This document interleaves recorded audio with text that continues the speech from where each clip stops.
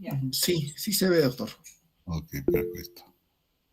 Qué gusto verlos. Muchas gracias por acompañar a sus alumnos. Yo sé que ustedes están Ok. entendiendo en el momento que ellos están pasando. Siempre recordarles que Álvaro, ¿estás en la sala? ustedes pueden apoyarnos. Sí, doctor, ¿me logra escuchar? Sí, Álvaro, dame un pantallazo de todos los presentes, por favor. Ya, ahora. Ya, Ya doctor. estamos a la hora. Empezamos. No quiero saber quiénes están a la hora. Ya vamos a empezar el día de hoy. Vamos a tocar el tema de riquezas.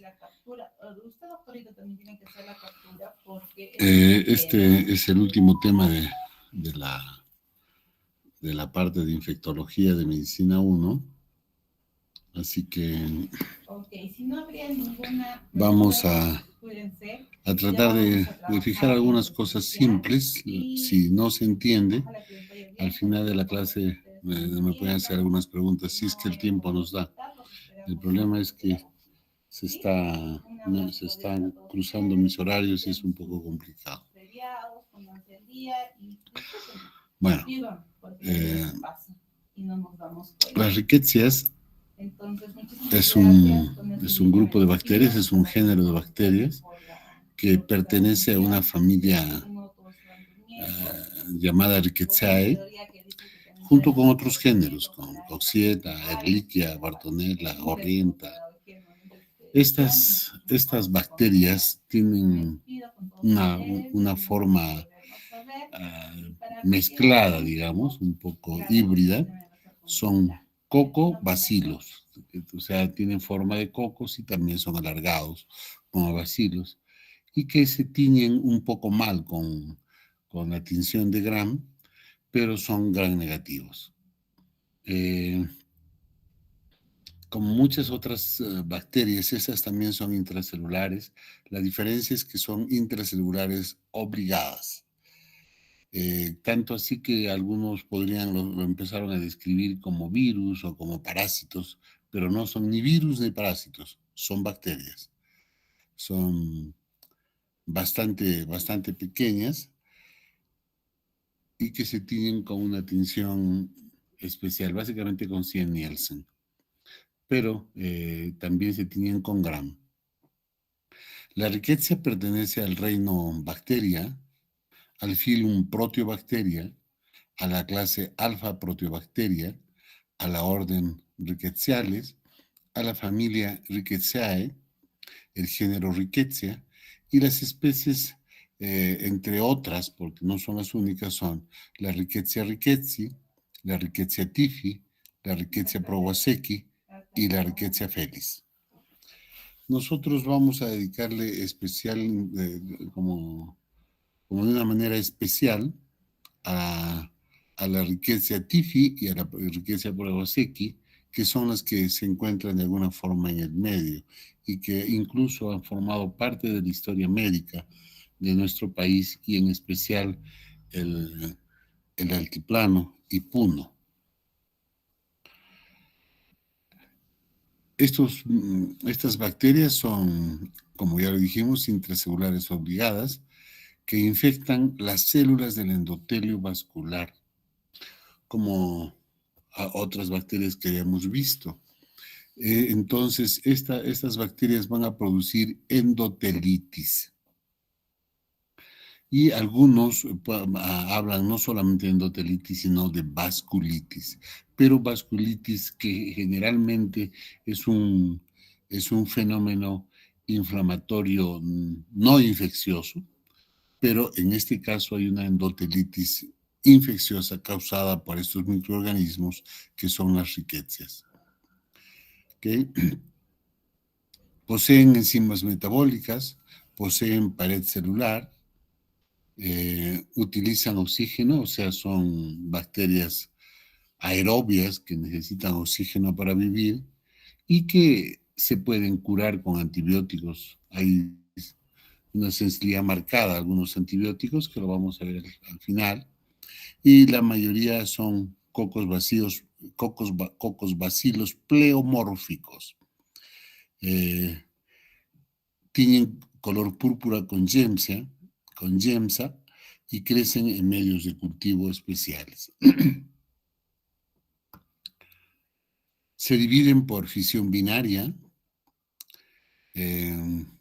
Son bacterias mutualistas o parásitas en células eucariotas de vertebrados mamíferos.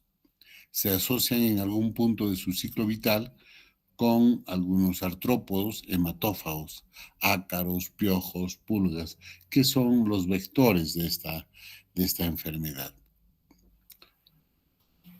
Para cultivar estas bacterias se necesitan cultivos de alta seguridad en tejidos de animales, en fibroblastos de pulmón de embrión humano, cultivo rápido de shell vial, inoculación en ratones lactantes, biopsia de lesión de vasculitis. Aquí podemos ver un poco más de otras riquezas, como la Rickettsia conori, la Rickettsia felis, la Rickettsia eslovaca, la Rickettsia rickettsii, la Rickettsia cari. Y las fibras tifis, a las que nosotros vamos a dar importancia, en la que está la Rickettsia tifi y la Rickettsia prowazekii, y también la Orienta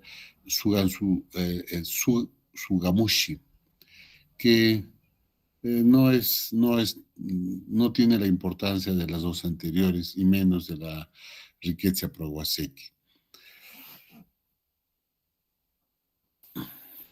Vamos a hablar entonces del tifus causado por rickettsias, y vamos a empezar diciendo que tifus deriva del latín tufos, que literalmente significa estupor o disminución de las funciones mentales y físicas de una persona y de su respuesta a los estímulos. Tifus es el nombre comúnmente utilizado para un grupo de enfermedades ocasionadas por la familia Rickettsiae. Se confunde mucho, por ejemplo, con la fiebre tífica, que es un tifus, y con otras enfermedades. Pero estas tifus, toman este nombre, estas fiebres tíficas, toman este nombre por el estupor que produce, por la disminución de la conciencia que produce en las personas. En el Perú se notifica más del 50% de casos de tifus exantemático a nivel mundial, que es un tipo de tifus que ahora lo vamos a ver, que es uno de los más importantes. Sin embargo, hay que mencionar que el sistema de vigilancia es incompleto, tenemos un limitado recurso económico, tenemos difícil comunicación y pocos laboratorios con experiencia para el diagnóstico de esto. Entonces, el sistema epidemiológico en este caso no es perfecto, la notificación es escasa y hay mucho subregistro, pero aún así el Perú notifica el 50% de todos los tifus exantemáticos a nivel mundial. Les decía que este grupo de bacterias que producen las enfermedades tíficas ha cobrado especial relevancia en el Perú y en nuestra ciudad, o en nuestra región, en nuestro departamento, porque hace un siglo, más o menos en 1932, Manuel Núñez Butrón llega a Puno después de haber estudiado medicina en Europa, pero él quiere volver a su tierra para poder ayudar a la gente que tanta necesidad de atención de salud tenía. Atención o necesidad que aún no ha sido cubierta. Ustedes saben que tenemos un pésimo estado del sistema sanitario en el país. No es el único, son muchos, pero nuestro país tiene un pésimo estado sanitario y nuestra región aún peor. Pero imagínense si ahora estamos así, ¿cómo sería hace hace más de un siglo, en los años 30, en el siglo XX, en 1932, este doctor llega a Puno y con las manos limpias empieza a querer cambiar este estado de salud. Y ahí surge una pregunta, se dice, ¿qué hace un médico recién egresado de la Facultad de Medicina si solamente tiene un termómetro y un recetario?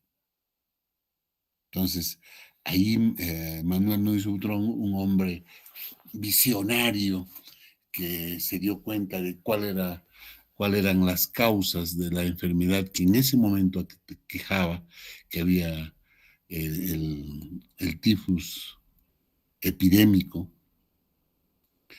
que había azotado a nuestra región, y él empezó a darse cuenta cuáles eran las causas y empezó a crear todo un movimiento social y médico que él denominó el richarismo. En 1933 crea la doctrina sanitaria, el richarismo, que viene del vocablo quechua richari, que significa, como muchos de ustedes sabrán, despierta. Y es que de alguna forma la ignorancia nos tiene casi muertos o dormidos. Y entonces Manuel Núñez Butrón quiso llamar la atención con esto y que se despierten a la realidad, que despierten a este mundo que es real y que hay que vivirlo como el mundo exige.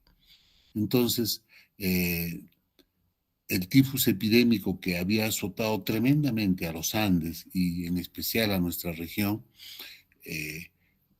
era un desafío para Manuel Núñez Butrón y él empieza a combatirlo.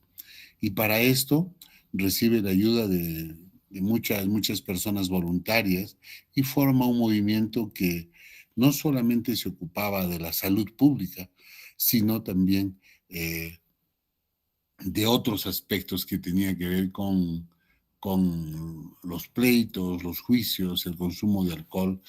Y él se dio cuenta, lo que yo conversaba con algunos de ustedes hace unos días, que es fundamental el agua y el jabón, y que formó parte importante de este movimiento, el richarismo. Los objetivos del richarismo eran mejorar la salud física y mental de los indígenas, porque en nuestro medio, pues, actualmente la mayoría de personas es gente que de alguna forma se lo reconoce como indígena, que deberíamos llamarlos campesinos, o podríamos llamarlos originarios, o podríamos llamarlos altiplánicos, lo que sea. Pero esa es la mayor cantidad de gente que nosotros tenemos en nuestro medio, y esta es la gente que necesita a gritos, desesperadamente, atención en salud, que necesita ahora, y imagínense cómo era en 1932.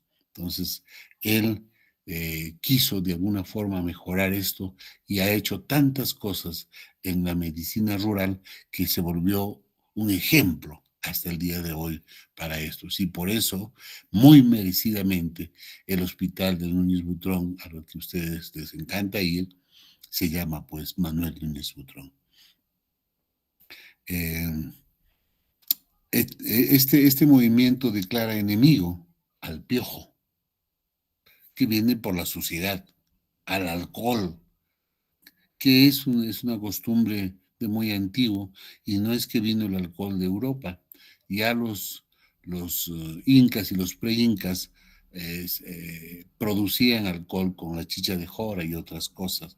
El alcohol es de muy antiguo, pero nuestros antepasados no se dedicaban a consumir alcohol y a hacer pleitos. A los pre-incas o los incas se podía utilizar para relajarse muy superficialmente, porque nuestras culturas no eran una cultura de alcohólicos, pero nuestros indígenas que en algún momento fueron marginados y fueron explotados, y se sentían ellos arrinconados por una sociedad que no era la suya. Entonces reaccionaban como para ocultarse de esa realidad, consumiendo alcohol.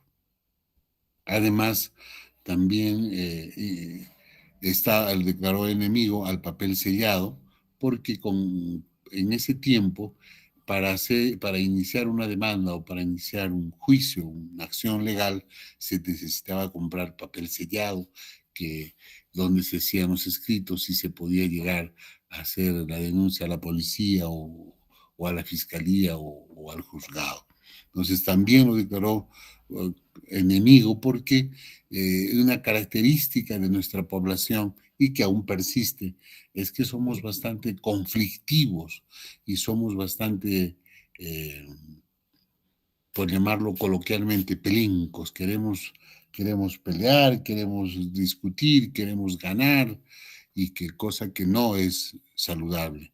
Por eso ya desde Núñez Butrón se dio cuenta de esto y quiso combatir también ese aspecto. El analfabetismo, que aún lo tenemos en un porcentaje muy importante, ya desde aquel tiempo él trató de combatir. Todos estos eran símbolos de una lucha que él quiso luchar no con cuchillos o con pistolas o con cañones. Él quiso hacer una lucha con el peine y con el jabón, con un cuaderno y un lápiz.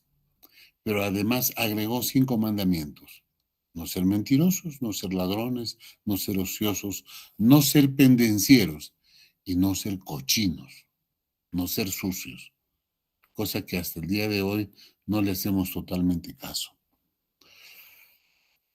El departamento de Puno fue escenario de este experimento que combina las ciencias, las creencias nativas y los métodos médicos occidentales de la salud pública.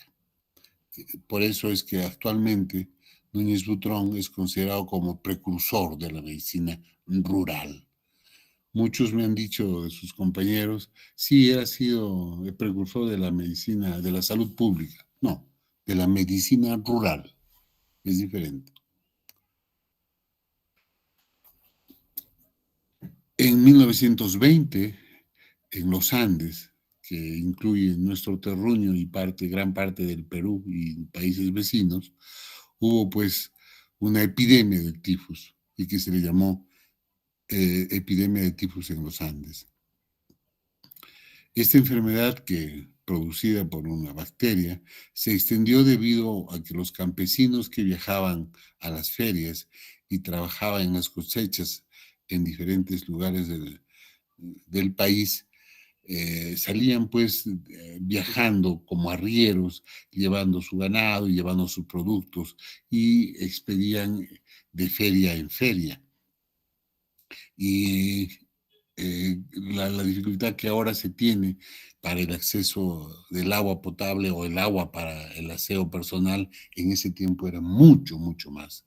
Entonces, el aseo pues no era un aliado de estos pobladores andinos, y entonces con la suciedad y con la ropa que tenían, que no se cambiaban, estos pobladores podían tener habitantes dentro de su ropa, y que eran los piojos, que propagaban la enfermedad en la multitud de los mercados y también en las ceremonias religiosas de ese entonces. También debido a algunas costumbres, como que cuando alguien moría, en sus costumbres andinas, ellos velaban 8 días a sus muertos. No los enterraban inmediatamente, porque ellos creían que debían velar los 8 días, y esos 8 días acompañaban a sus muertos y dormían en la misma cama de los enfermos, y a los 8 días recién había el lavado de la ropa de los difuntos después de su muerte. Entonces, en esos 8 días, con la ropa del paciente que había muerto con tifus, que tenía piojos y que los piojos tenían riquezas dentro, contagiaba a todo el mundo, y eso es lo que producía que se mantenga la epidemia. Para eso entonces ahora vamos, para aclarar un poco más del asunto y dejarnos de la historia, que es bonita, pero solamente para fijar algunos puntos. Cuando les hablen de riqueza, ustedes deben pensar inmediatamente en el hospital del Ministerio de Salud y en el que le dio su nombre, este gran médico puneño sangarino, Manuel Núñez Butrón. Entonces, Rickettsias es el género que está compuesto por dos grupos definidos muy, muy claramente. Eran dos grupos básicamente, el grupo tifus y el grupo de las fiebres manchadas. El grupo de las fiebres tíficas o el grupo tifus tiene básicamente dos, nosotros le dimos tres, que lo vamos a describir las tres, pero las dos patologías importantes son el tifus epidémico y el tifus murino, que es endémico.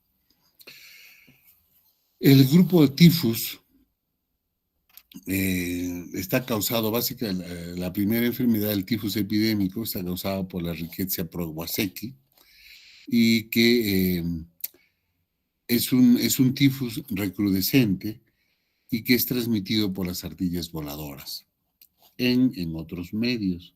En nuestro medio, los roedores menores son los que transmiten esto. Y la Rickettsia tiffi es causado por el tifus murino o epidémico. En cambio, el grupo de las fiebres manchadas está causada por los otros grupos de Rickettsias, y ahí tenemos la fiebre manchada de las montañas rocosas, generalmente en Norteamérica, y la fiebre manchada del Mediterráneo.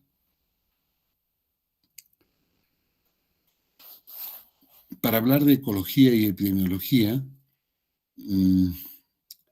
la ecología de los vectores, que son artrópodos, es el factor determinante en la prevalencia de la enfermedad por Rickettsias. El patrón en la epidemia del tifus durante tiempos de guerra u otros conflictos sociales refleja la biología del vector.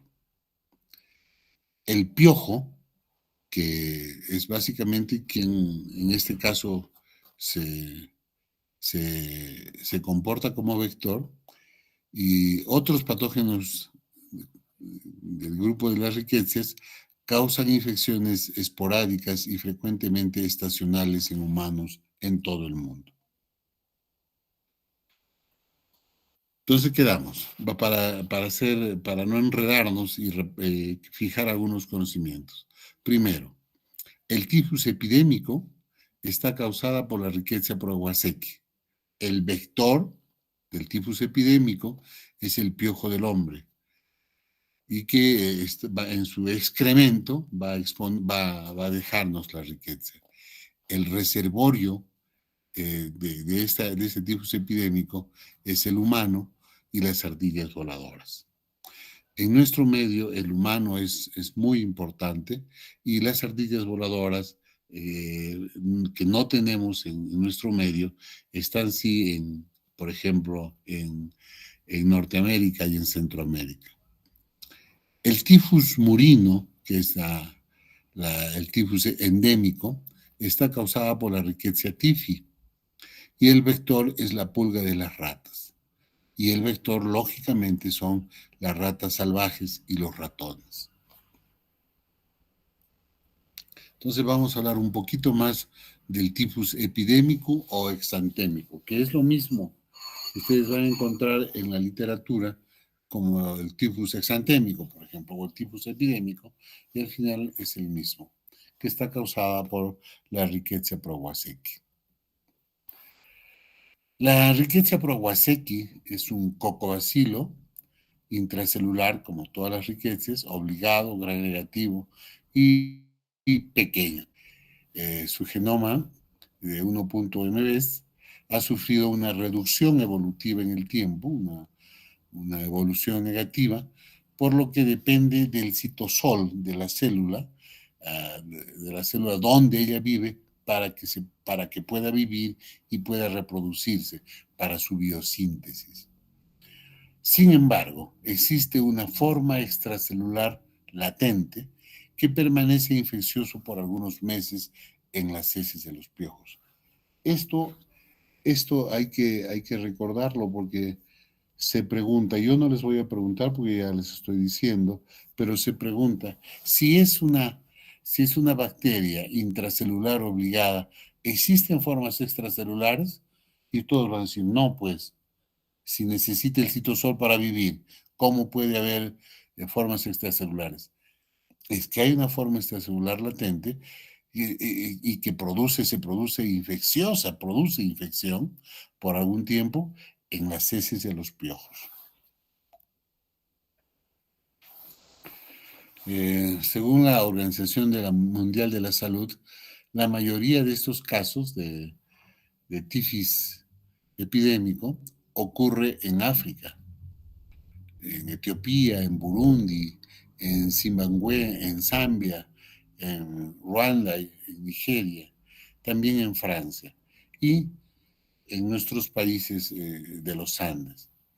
Otros países que reportan casos incluyen el Perú, que ya dijimos un alto porcentaje, alrededor de 50, pero Bolivia, Brasil y en América Central. Es endémico en los Andes también. En Burundi, en Ruanda y también en Rusia. El hecho del acceso al agua y por el frío hace que la gente se abrigue y use la misma ropa por días y eso hace que esto se pueda volver endémico. En el Perú existen algunas zonas endémicas en la Sierra Sur y Central de las regiones de Cusco, Apurima, Ayacucho, Puno y Arequipa. Sin embargo, en Cusco el 70% de los casos se da en las provincias de Quispicanchis y Paucartambo. En Quispicanchis dio la mayoría de casos en los distritos de Catca, Calca y Chilhuani. En Cusco ustedes han escuchado, es popular que la gente tenga habitantes como los piojitos. Este es el ciclo de transmisión sexual, este es el ciclo de transmisión, y vamos a leer algo de fisiopatología. Los efectos fisiopatológicos de esta enfermedad son aumento de la permeabilidad vascular. Por eso es que encontramos petequias. También se encuentra necrosis isquémica. Es rara, pero hay necrosis isquémica porque hay alteración de los vasos sanguíneos, hay infección del endotelio, hay endotelitis, hay una vasculitis infecciosa. ¿Y esto dónde lo vamos a encontrar? En principales órganos de esta enfermedad, que son el cerebro, el pulmón. La lesión clásica anatomopatológica tienen células endoteliales infectadas en la microcirculación, infiltrados perivasculares de linfocitos y macrófagos. El periodo de incubación es de 8 a 16 días, hay un prodromo de 2 días y un periodo de exantema a los 4 días. La clínica de esta enfermedad no es algo muy característico. Hay dolor de cabeza, escalofríos, que casi todas las enfermedades infecciosas lo tienen. Hay un exantema hasta en el 70% de personas. Hay tos, hay conjuntivitis, mialgias, artralgias, anorexia, náuseas, vómitos. Excepto el exantema, todo lo demás se puede encontrar en un resfrío común, o en un COVID, o un dengue, o en un chikungunya. Pero acá las costumbres de las personas, la cercanía, la presencia de los piojos hace sospechar en esto, y las áreas, en este caso, que endémicas también. Otras manifestaciones clínicas: el dolor abdominal, hepatomegalia, ictericia, fotofobia, confusión. De allí, de la confusión, del estupor, las convulsiones, la ataxia, de allí el nombre de tifus, por el estupor, por el compromiso del sistema nervioso central. Los síntomas y signos del tifus, y en general de las demás riquezas, son variados. dependiendo del órgano afectado, así como de la liberación de las citoquinas en el torrente sanguíneo.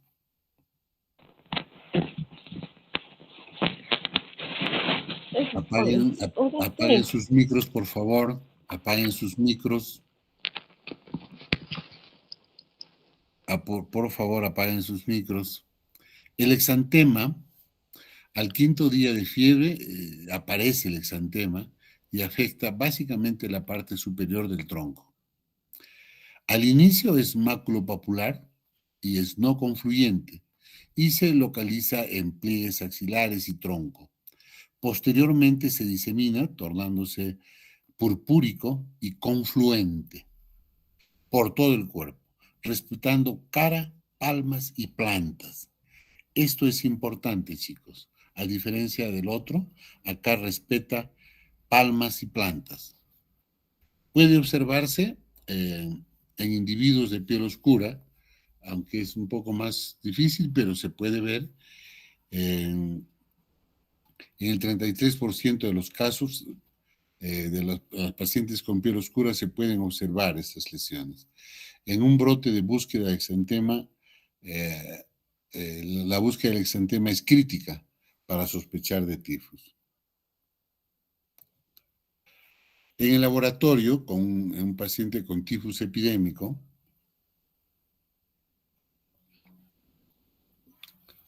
primero, se va a encontrar una baja en el recuento de leucocitos.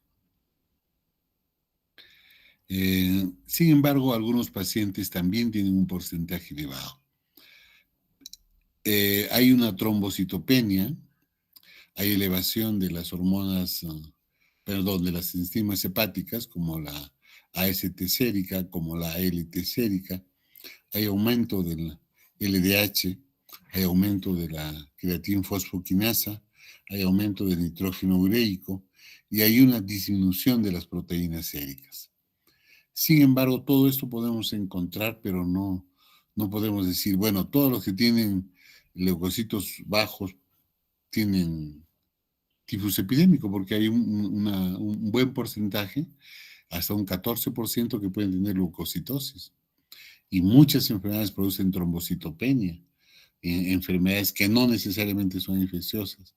El compromiso hepático no solamente se ve en esto, hay enfermedades propias del hígado que van a producir todo eso, ¿no es cierto?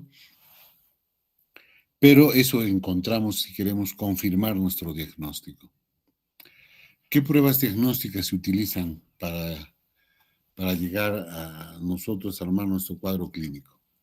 Primero, la inmunofluorescencia indirecta, la inmunoperoxidasa, que es el gold estándar, es la prueba que nos va a dar por excelencia el diagnóstico de tifus epidémico. Otras pruebas, criterios para un diagnóstico de infección reciente por Riqueza son un aumento del título serológico al cuádruple del valor obtenido con la primera muestra. Un título mayor de 1.256 en la etapa aguda. Eso nos da prueba diagnóstica. Una vez que tenemos hecho el diagnóstico con la clínica, con la epidemiología y con la prueba diagnóstica, vamos a dar tratamiento del tifus epidémico. El tratamiento, como les decía de allá al principio, estas bacterias son sensibles a los antibióticos y el que se usa generalmente es la doxiciclina, que es una tetraciclina por vía oral que se utiliza 100 miligramos 2 veces al día por 10 días. Esta doxiciclina se utiliza para una serie de bacterias y otros microorganismos también. Si no tenemos acceso a la doxiciclina, se puede utilizar tetraciclina, 25 a 50 miligramos por kilo por día, dividido en 4 dosis. O también el cloranfenicol, 60 a 75 miligramos por kilogramo por día, dividido en 4 dosis.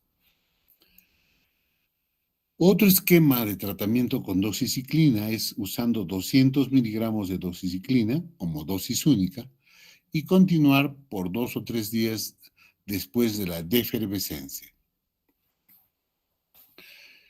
También se utiliza un medicamento que es bastante común en nuestro medio, que utilizan para infecciones urinarias, para infecciones digestivas, es la ciprofloxacina, y ha sido utilizada en el tratamiento de esta riqueza o de esta riqueza y ha dado muy buen resultado. No solamente es necesario matar a la riqueza, el problema hay que controlar lo que ha producido esta enfermedad.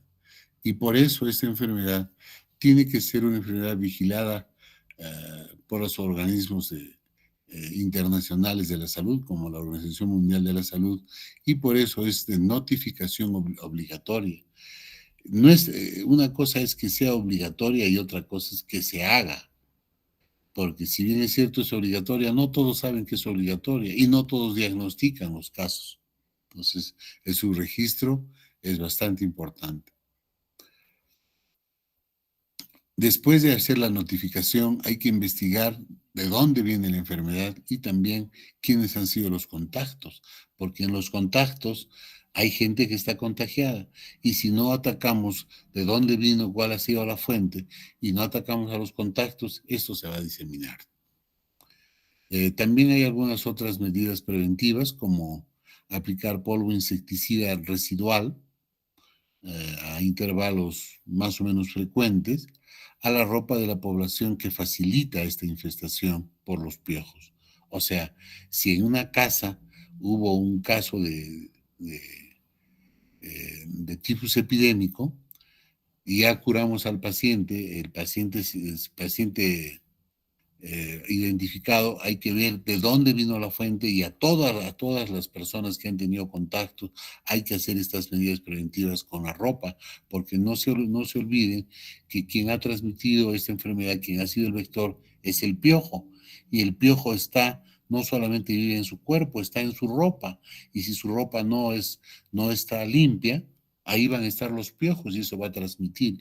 Por eso hay que aplicar polvo insecticida a la ropa de esta población. Aparte de aplicar polvo, pueden aplicarse algunas soluciones que impregnen también estas prendas de vestir. Y algo fundamental es mejorar las condiciones de vida con baños frecuentes y lavado de ropa. Gracias a Dios, esta enfermedad ya no ha hecho una epidemia, ya no podemos hablar de tifus epidémico en la actualidad. Sin embargo, así se lo reconoce como tifus epidémico, pero se podría dar en nuestro medio, porque eso de baños frecuentes y lavado de ropa en nuestro medio no es lo usual. La inmunoprofilaxis se lleva a cabo por empleo de vacunas con gérmenes muertos o atenuados. Sin embargo, en nuestro medio no tenemos vacunas para riquezas. Ahora vamos a pasar a describir el tifus murino o endémico. Es la otra fiebre típica causada por riquezas que está pues distribuida en todo el mundo, por todas partes, pero básicamente en zonas donde las habitaciones están infestadas por ratas y ratones. Estas ratas que nos producen miedo y los ratones, uno decía, ¿pero qué te va a producir el ratoncito? Bueno, te puede contagiar esta enfermedad. La incidencia es mayor en verano y en otoño, cuando las pulgas de las ratas son más activas. ¿Dónde hay esto? ¿Están en las áreas rurales? Sí, hay en las áreas rurales, pero donde más se encuentran están en las áreas urbanas, en edificios infestados por ratas. Actualmente también se observa en áreas rurales y en nuestro medio se observa más en áreas rurales o periurbanas. El agente causal pues es la Rickettsia typhi, El reservorio, dijimos ya que son los roedores, pero además los perros, vacas, ovejas, cabras. Y el mecanismo de transmisión son la pulga de la rata y la susceptibilidad es general. Las riquezas se acumulan en la mucosa intestinal de la pulga y se elimina con las deyecciones, donde la pulga pica, inocula a la bacteria, y cuando pica, donde ha hecho la picazón, la pulga produce pues prurito, produce escozor, y nosotros se está picando, nos rascamos y introducimos a la bacteria con el rascado, como sucede con otras enfermedades también, ¿no?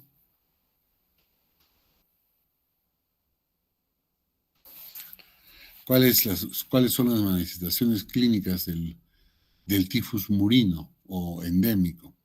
Primero, la incubación es de 6 a 18 días. Los síntomas son parecidos: dolor de cabeza, escalofríos, fiebre. Esta fiebre puede durar más o menos 12 días. El 50% de estos pacientes que tienen tifus murino desarrollan un sarpullido, una lesión en la piel, un exantema leve que es de menor severidad que el anterior y que produce una baja mortalidad. Las pruebas diagnósticas, igual que el anterior, la inmunofluorescencia indirecta, pero también se puede hacer inoculación en cobayos, huevos embrionados y en cultivos celulares. Una vez hecho el diagnóstico, el tratamiento es casi lo mismo: tetraciclinas o cloranfenicol. Cuando hablamos de tetraciclinas, hablamos de doxiciclina o de la misma tetraciclina. El cloranfenicol, que también se utiliza en el tifus epidémico, y la dosis inicial es 2 a 3 gramos, seguida por una dosis diaria de 1 o 2 gramos por día, 4 veces por día, y se da hasta que exista fiebre, hasta que el paciente tenga fiebre. Una vez cedida la fiebre, se da un día más y se corta el tratamiento. Hay también el tratamiento con doxiciclina, que es una dosis de 5 miligramos en una sola dosis, 5 miligramos por kilogramo peso, que las pastillas vienen de 100 miligramos. Y como en estas enfermedades producidas por pulgas y por piojos, o reproducidas o transmitidas por los vectores pulgas y piojos, las medidas preventivas son muy importantes. Esta tifus también es de notificación e investigación de contactos y fuentes de infección. Hay que buscar los roedores en las proximidades de donde hemos hecho el diagnóstico. Hay que hacer una reducción de las pulgas en los roedores. ¿Y cómo hacemos esto? Utilizando insecticidas de acción residual en las vías de paso, en las madrigueras y en los refugios de las ratas, que es bastante especial. Bastante especial. Es un poco complicado, buscar los refugios de las ratas, pero existen personas experimentadas en esto, los exterminadores o los que hacen limpieza de las casas, que nos pueden ayudar para esto. Lo importante es que hay que hacer no solamente reducción de las pulgas, sino hay que reducir a los roedores, y para eso se utilizan raticidas. O sea, se ataca a la pulga y se ataca a los roedores. Y también medidas de saneamiento ambiental, pues, ¿no? Los bañados frecuentes, el lavado de las ropas y esas cosas. En caso de epidemia, en zonas endémicas con registro de muchos casos, hay que utilizar un insecticida de acción residual contra la pulga de ratas. Eso es básicamente las dos enfermedades típicas causadas por riquezas que nosotros le damos una especial importancia. Y vamos a describir al tercero de esta categoría, y que se llama tifus de los matorrales. Unas cuantas palabras que esto no tiene la importancia de las otras, o en nuestro medio por lo menos no ha tenido la importancia. ¿Dónde se presenta más estos casos? Es en Asia, en África y en algunos lugares de Norteamérica. El agente causal es la Rickettsia susugamushi. Algunos lo conocen como Orrienta susugamushi. La Orrienta y la Rickettsia son familiares de este grupo de bacterias. El reservorio de esta enfermedad o de esta Rickettsia está en las ratas y en los ratones silvestres. Y el mecanismo de transmisión está dado por ácaros del grupo de los Leptotrombobidium. Y ese es el ácaro que ven ustedes en la foto.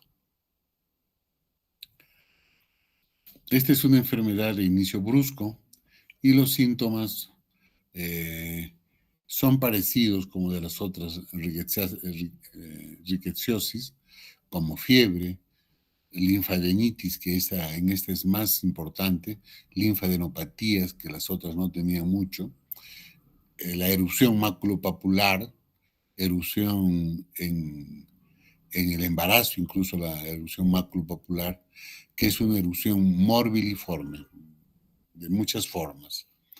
Puede afectar esta bacteria al corazón, infectando el miocardio y produciendo lo que ya vimos con ustedes, miocarditis.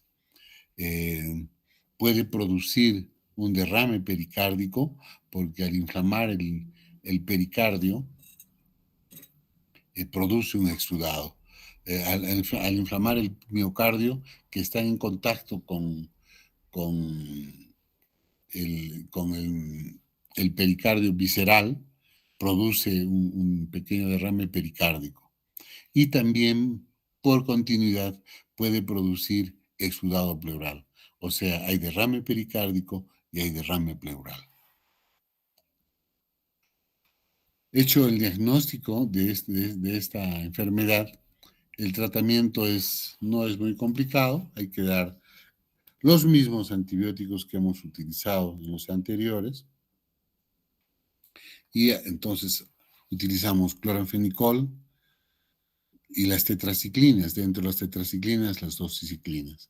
Sin embargo, pueden utilizar otros quimioterápicos, como la rifampicina.